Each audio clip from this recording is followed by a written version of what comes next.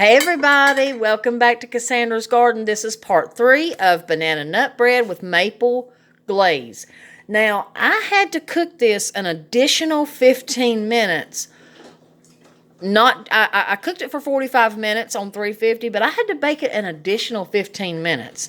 I'm not sure if it's just because this oven's different than the one that I used to have, but when you're making this, let me just grab my butter knife. I'm going to have to wash it off. Bear with me one moment. When you're making this and you've got it in the oven, test it. Take a butter knife and just go straight down the middle. You can take a butter knife or a toothpick. I like using a butter knife because this is going to get covered up anyway, and I can really see if there's a lot of moisture that is in the cake. Now, I'm going to just go around it, and I can tell by the way that this is kind of jiggly, that it's not going to stick at all. Thank you, God. I hate it when my breads and stuff stick and it just ruins the whole thing. It upsets me. My husband's always telling me, don't let it stress you out. But it does. You know, us bakers, us people that really love cooking and we take our cooking seriously, it does stress us out when that happens. That's why I love my cake release that I use. Okay, so we're just going to flip it over. It's still a little warm, but it's cooled down a heck of a lot.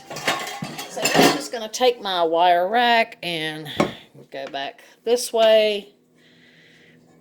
And then I'm just going to, isn't that gorgeous? Just going to kind of, well, I'm trying to get it on the platter without breaking it in several thousand pieces.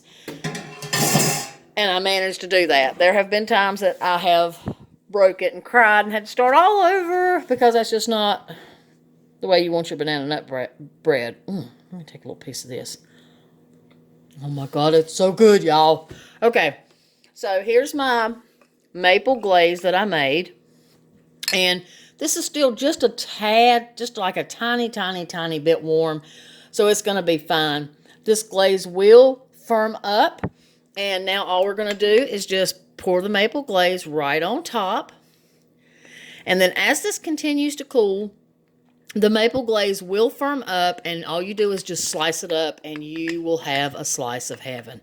My husband's pretty tickled. He got home from work today and he saw that I was making this. And I had bought a special limited edition coffee called maple pecan. So he is very excited about having some of this in the morning with a cup of coffee before he goes to work. Isn't that just gorgeous? Now, I don't know if you can see because of the bright lights, but you can see the specks of cinnamon in this glaze, and it's so pretty. Now, I'm just going to clean my bowl out. And I'll tell you guys and gals something. This glaze is really not too sweet. It's not too sweet. It's just a perfect balance. Now, I'm going to let this sit here and continue cooling. And then I'm going to put it in an airtight container, the entire thing, and leave it on the counter so that before I go to bed tonight, so that it'll just have plenty of time to set up really good. And then me and my granddaughter and my husband are going to enjoy a slice of this heaven, okay, because that's what it tastes like, with a cup of maple pecan coffee. I can't wait.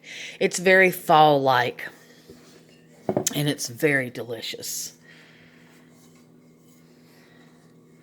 I don't know if you can see the tiny little specks of, but it's just a little hint of the little cinnamon in there, and it's just really delicious. Now, see, some of the glaze fell inside. Oh, my God, wait till you cut that piece. And as you can see, it's already starting to take a substance of firm.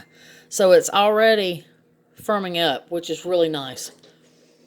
Because I like it just on the top. That way, when you cut it, you're not just covered in the glaze, and you've just got a little bit of difference there, and it really does bring all this together, and you just got all these beautiful, delicious flavors just bursting in your mouth. You know, you've got the pecans, you've got the almonds, you've got the spices, you've got well, the spices that's in the glaze. There's not any spices in the bread. And you got the banana, and it's all its deliciousness. And then you got this wonderful glaze, and it's just magical. I've got to tell y'all, it's just magical. So I hope you guys and gals enjoyed this. I hope that you give this a try, this glaze a try, and the banana nut bread. You've got the recipe for both. And just, if you try it, if you make this and you follow my recipe, let me know how yours turned out. I would love to know. As you can see, it's kind of melty right there. And that's exactly what it's supposed to do. Because it's a glaze. Blessings, love, and light, y'all. Peace and love. Thank you for watching.